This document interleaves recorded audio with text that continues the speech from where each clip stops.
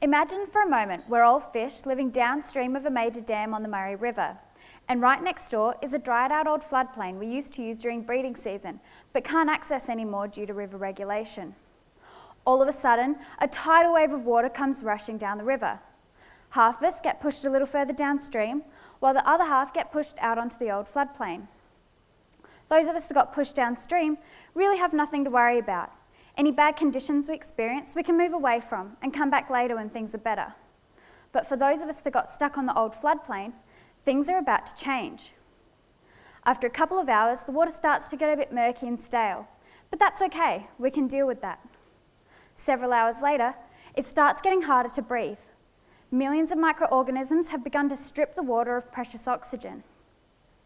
A couple hours later, and things are only getting worse. We have to risk going to the surface to get enough air to survive. And after 24 hours, most of us won't have been able to cope with the conditions.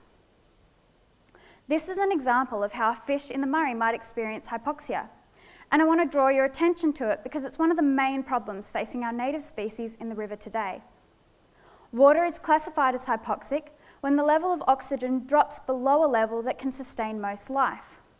And it's believed to have become more common and severe in the Murray since river regulation's been introduced.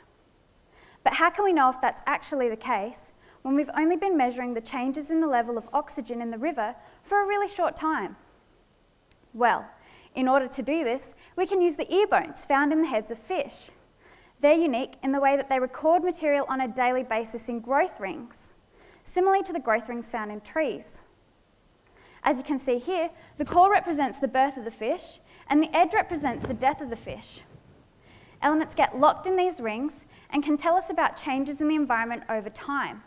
So, as you can imagine, this means we can see over multiple years, as some species in the Murray can live anywhere up to 60 years old. My research suggests that the elements manganese, magnesium, and phosphorus are all going to be useful as indicators of these past hypoxic events. And the reason that is because they're related to some of the key chemical processes that actually lead to and aid in causing hypoxia. So, by collecting ear bones of fish from different time periods, we may even be able to recreate a history of hypoxia in the Murray, and in doing so, see how river regulations actually impacted the ecosystem. By better understanding this, we can find out where the problems are and start fixing them, and hopefully stop more fish ending up like this poor guy. Thank you, Kayla. Do we have a question for Kayla? Karen. Kayla, thank you for that. The Murray's always close to our hearts. You mentioned that the level of oxygen goes below the level at which fish are able to survive. Do native fish and introduced fish have quite different levels, and is this something that affects our native fish more so than something like the carp? The theory is, as yet to be proven, that the native fish do actually suffer more from hypoxic conditions. So around 20% of oxygen is the accepted level as once it gets below a level that can sustain most aquatic species.